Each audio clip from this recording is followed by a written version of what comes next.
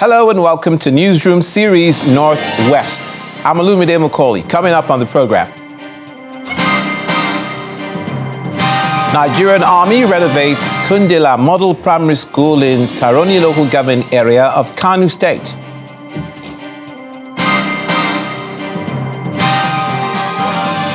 And Zamfara State government lays foundation for reconstruction of general hospitals in Anka and Kaura Namoda local government areas.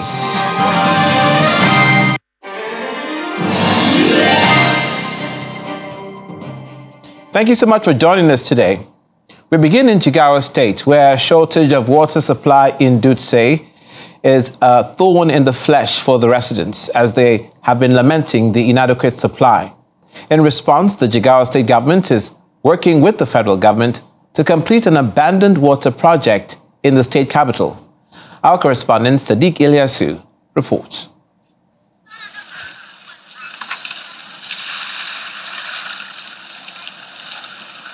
Water vendors and residents of Fagoji in the heart of Dutse, the state capital, source their water from this reservoir.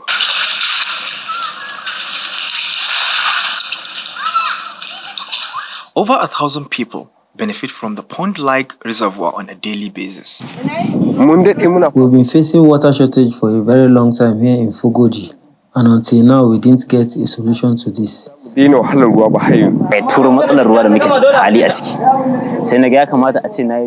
Because of water scarcity we are facing in this community, I came up with this idea of building a reservoir, and since then people are benefiting from this on a daily basis. Su kuma mutanen gari suke zuwa suke iba kyauta, hakan ya matakar kawo sauƙin ruwa a garin.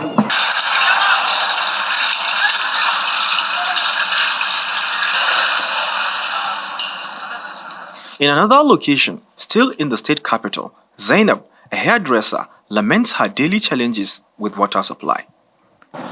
Our business cannot move without we buying water, and without that water, we cannot move. Our business cannot move. We used to buy water 100 naira. It now came to 150, 200. Now, water is expensive now.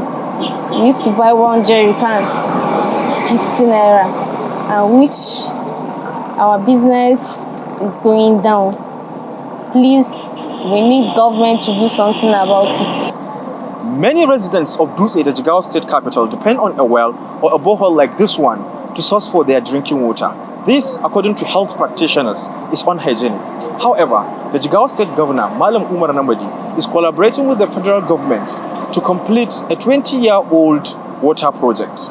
We are here at the instance of our honorable minister. Representatives of the Minister of Water Resources paid a courtesy visit to the governor, and their conversation touched on this. Now, Greater Dutse Water Supply Project is in the line item of Federal Ministry of Water Resources budget. And we are aware what His Excellency has been doing to make sure that more funds have been added to what we provided from the ministry. The governor affirms taking steps to complete a multi-billion naira project to end the challenges of water supply. Because what we are here for is something that is so dear to our heart, and that is what we have been pursuing since we come into this administration. We have a target to ensure that Dutse, the state capital, has adequate water supply, and therefore the dream for Greater Dutse water supply, inshallah, will become a reality. I want to sincerely thank the Federal Ministry of Water Resources for granting our request to include the Greater Dutse water supply in the budget 2024 and providing a line. We have been doing our best to get additional funds for the project, and I want to assure you that we are going to succeed in doing that. The future of water supply in Dutse, Jigawa State, seems promising with the joint efforts of state and federal governments in reviving the long-delayed Greater Dutse Water Project, a vital relief for residents' water needs. Sadiq Ilyasu, Channels Television News. Meanwhile, Dutse in Jigawa State is not the only one in the northwestern region suffering from water shortage. That problem is also faced in Katsina State, where water scarcity is affecting dry season farmers. They're also calling on the state government to solve the water shortage that has been a perennial problem. According to them, water has not been channeled properly, not to talk of being supplied to them by the State Water Board. And they find it difficult to access the water in spite of their several efforts to, one, drill boreholes, or B, wells, due to the nature of their farms.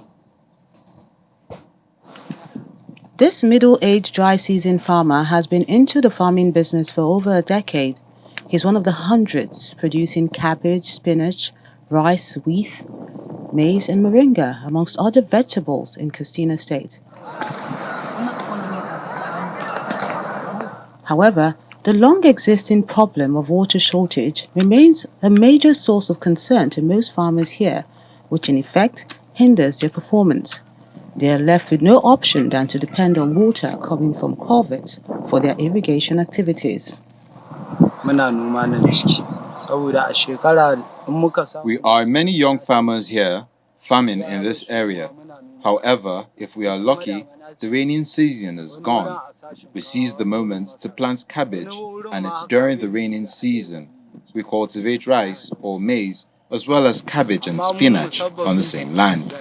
It's difficult to find water here even if you dig a 20-meter well, because we even digged 2 wells here but couldn't get water at all, as you can see. So we have no option than to depend on water coming through culverts.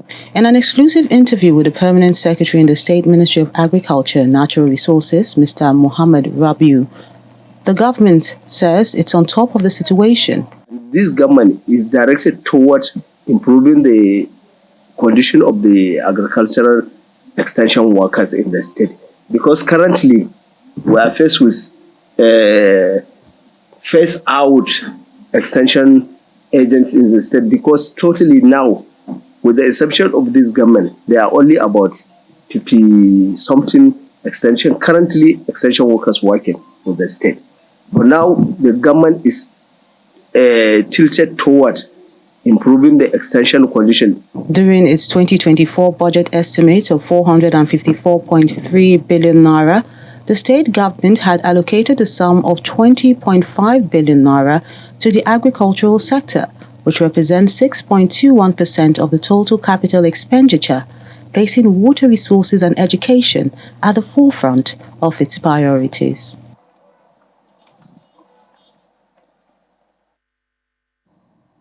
Also in Katsina State, but this time away from water shortage to crime, a 30-year-old man from BCGA quarters in Malumfashi local government area in Katsina has been arrested by the Katsina State Police Command for drug offences.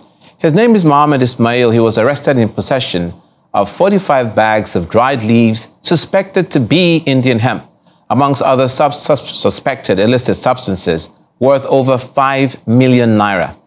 The police spokesman, ASP Abubakar Sadiq, while parading the suspect before the command headquarters, told reporters that Ismail was arrested based on credible intelligence received by the command.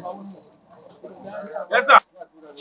On the 3rd of January 2024, at about 13:00 hours, acting based on credible intelligence received from a reliable sources, the command succeeded in arresting one Mohammed Ismail, male, aged 30 years old, of BCGA quarters of Malumfashi local government area of the state, a suspected notorious drug baron. Our nemesis caught up with the suspect when an information about their nefarious activity was received at the Malumfashi Divisional Police Station. Promptly, detectives led by the DPO Malumfashi swung into action and succeeded in arresting one of the suspects, as you can see him standing here with me. Upon immediate search of the premises, this quantum of exhibits, which are 45 bags of dried leaves suspected to be Indian hemp, 500 bottles of soak and dye solution, as you can see here, and some quantity of D5 tablets were recovered from his possession.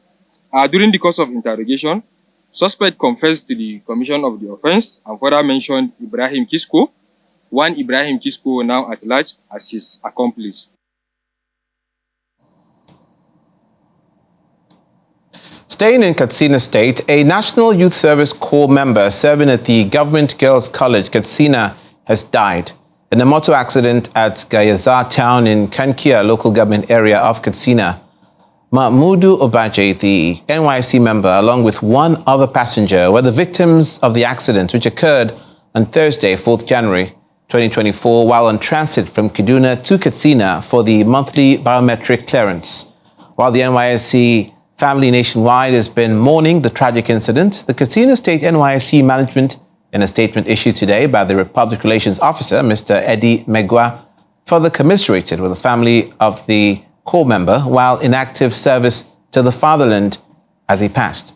The statement reacted to a story as well, trending on the social media space, that the Corps member was killed by bandits, which NYSC has clarified to be untrue. The NYSC calls on bloggers to always be factual with their information they disseminate. The Chief of Army Staff, Lieutenant General Taurid Lagbaja, has applauded the people of Kano State for supporting the Nigerian Army and other security agencies.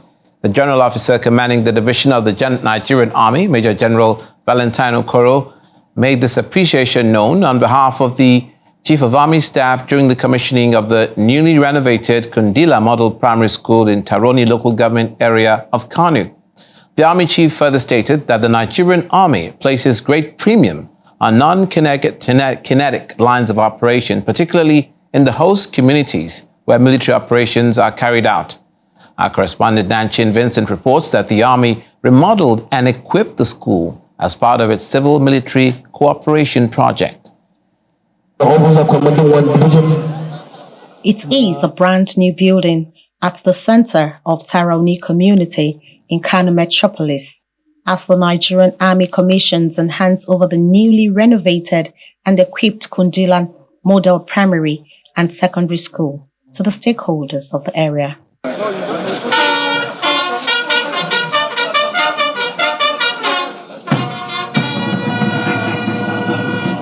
behalf of the Army Staff, Lieutenant General T.A. Lagbaja, I, Major General B. Okoro, today have the honor to commission this renovated school project executed by Major General I.S. Ali to the glory of God and service to humanity.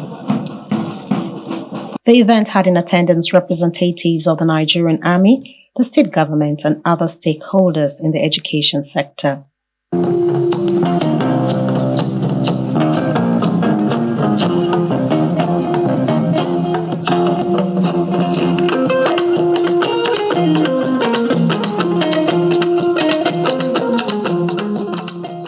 The renovation exercise included provision of desks and chairs for the classroom, science laboratory, the head teacher's office being furnished, amongst others. Certain that the projects will contribute to educational needs of the indigents of Tarani and indeed other residents of Kano State. At this junction, permit me to state that the Chief of Army Staff Special Intervention Cooperation Project is aimed at complementing the federal, state, and local government's efforts at improving and providing basic services and amenities. Knowing that our communities have several competing demands for limited infrastructure. In line with this, the Nigerian Army, working collaboratively with benefiting communities, ensure that our projects are viable and elicit substantial interest from the people who are expected to take ownership of these facilities. Of course, like the chairman said, and the representative of the government alone cannot do it. All of us must put our hands together so that we bring everybody along. The Kano State government is appreciative of this gesture, especially because of its impact on the education system in the state. This type of project is one of the agenda of His Excellency, the Governor of Kano State. we in Kano here, we believe in educating our children. We believe in educating our children because without education, there will be no good society. The Nigerian Army is restating its commitment to ensuring the security of the country while adding value to the development of other sectors, noting that education is key and fundamental for a prosperous future. From Kano Commercial City, Nanchin Vincent, Channels Television News. From Kano State to Zamfara State, where Governor Dauda Lawal has laid the foundation stone for the reconstruction and rehabilitation of general hospitals in Anka and Kaura Namoda local government areas of the state. Governor Lawal says the reconstruction of these hospitals is part of his rescue mission agenda.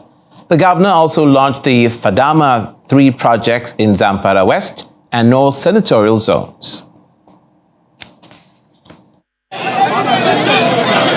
Governor Dauda Lawal is visiting Zamfara West and North senatorial zones to flag off the reconstruction of general hospitals in Anka and Kaura Namode local government areas, and to also flag off the distribution of agricultural assets and farm inputs to farmers on the Fadama 3 project in the state. Aside from these facilities, the state government is planning to renovate and fully equip the general hospitals in all the local government areas of the state to improve healthcare accessibility for the people. I've heard from His Royal Highness, as well as the medical director of this hospital, some of the challenges facing the hospital. I made it very clear to them that, look, I alone cannot do this. I need their understanding, I need their cooperation, so that we can help people, we can build people together. The governor proceeded to Guma and Shinkafa local government areas to flag off the distribution of agricultural assets and farm inputs to farmers in the area. The exercise is being done under the Fadama 3 program, where 100,000 farmers will be empowered with the necessary equipment and seeds over the next 4 years. As you are aware, I flag off the distribution of farming inputs and seed to the targeted beneficiaries of this phase of the COVID-19 Action Recovery and Economic Stimulus Program in Gusau yesterday. The launch of the program at this juncture points to the commitment of my administration to taking steps to alleviate the suffering of the less privileged and vulnerable individuals in our communities through social interventions.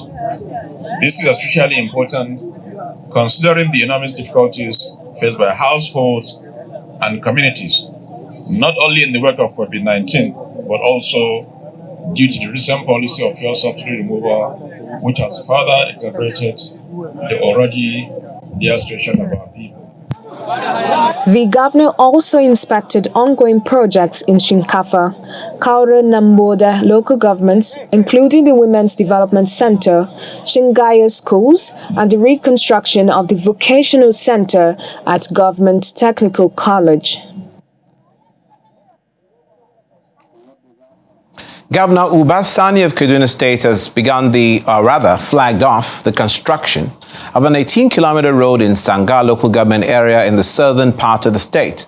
The road will merge the headquarters of Sanga local government with Kafancha in Jema local government area. Governor Sani has described the new Sanga-Jema road as one of his rural transformation projects of his administration aimed at revitalizing the rural economies and bridging the developmental gap between the rural and urban areas of Kaduna State. The 18-kilometer road will link the two major local government areas in southern Kaduna through Kiban and Godo-Godo. This will reduce the travel time between the two local government areas. Prior to assumption of office, Governor Uba Sani had promised to improve the lives and fortunes of rural communities through infrastructural development.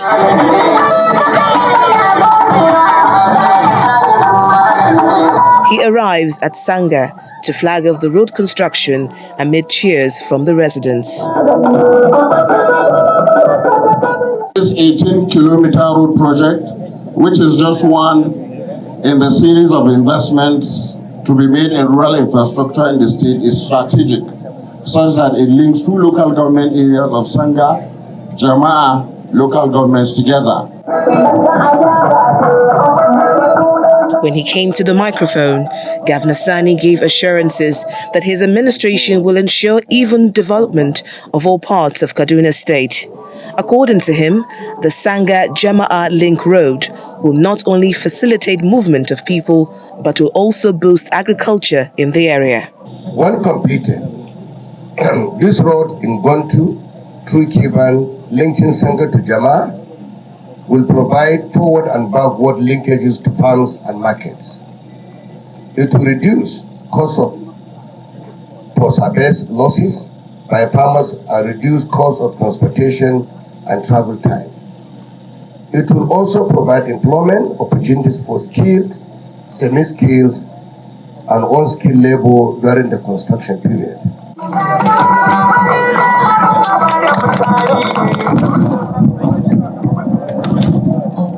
With more than 7 months in office, the administration of Governor Uba Sani in Kaduna State has flagged off the construction of over 40 road projects across the 23 local government areas of the state. The Nigerian Customs Service has seized contraband product worth over 400 million naira during various operations within the northwest and north-central geopolitical zones. Amongst the seized items are 37 bales of 4 rolls of police camouflage uniform stuck inside a container. 4 suspects were arrested in connection with the seizure. The controller in charge of Federal Operations Unit Zone B, Mr. Dalha Chedi, gave the details at a media briefing on the operations of the agencies between November and December 2023 in Kaduna.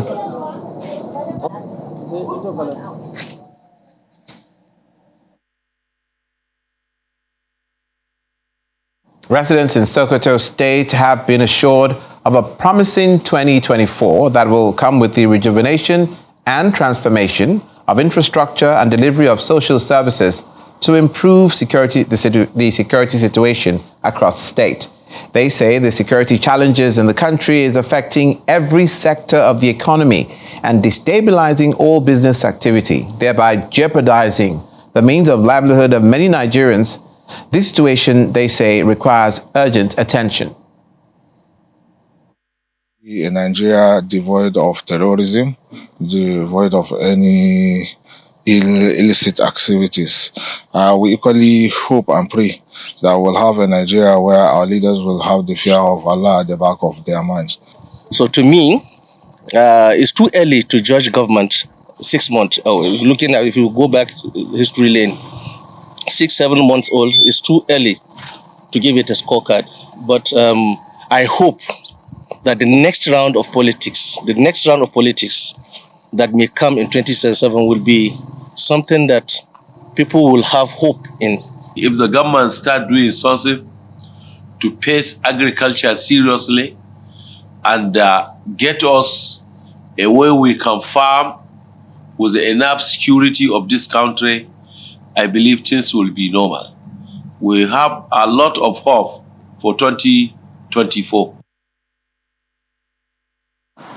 Sokoto State Commissioner for Information, Sambodan Chadi, says the state government will be embarking on massive development and transformation of all economic sectors of the state with specific interest in education, security, agriculture, and infrastructural development. The year 2024, the Sokoto State government has presented and received the blessing of the State House of Assembly for its 270 billion naira plus budget for the year 2024. This is something unprecedented in the volume of the budget figure itself, and it is tagged Budget of Hope and Resilience. This tells you that the government is going to be up and doing In collaboration with members of the State House of Assembly and the grassroots, the government is embarking on transformation of all sectors of the Sokoto State economy, be it in the areas of education, in the areas of agriculture, in the areas of water supply, in the areas even of social life of the people. And that's it on Newsroom series, Newsroom Southwest, beg your pardon, Northwest. Thanks for watching. I'm Malumfashi.